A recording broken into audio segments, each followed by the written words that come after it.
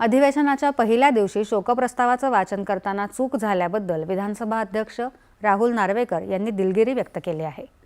पावसाळी अधिवेशनाच्या पहिल्या दिवशी सभागृहात आशा भोसले यांच्या शोकप्रस्तावावेळी नार्वेकर यांनी केलेल्या वाचनावर अनेकांनी टीका केली होती। त्याची दखल घेत नार्वेकरांनी आज कामकाजाच्या सुरुवातीला ही दिलगिरी व्यक्त केली।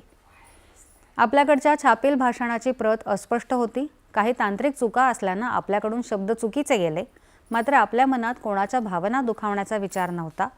यापूर्वी आपण अनेक भाषणे मराठीतच केली आहेत। इतरांसारखाच आपल्यालाही मराठी भाषेचा अभिमान आहे, असं नार्वेकर यांनी स्पष्ट केलं।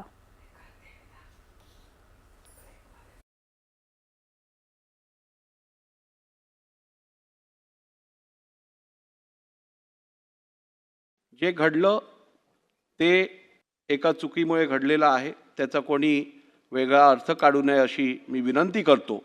आणि तरीही त्या भाषणाच्या वाचनाच्या वेळेला जर का राज्यातील किंवा सभागृहातील कुठच्याही व्यक्तीचे सदस्याचे इकडे मन दुखलं असेल तर मी मनापासून दिलगिरी व्यक्त करतो।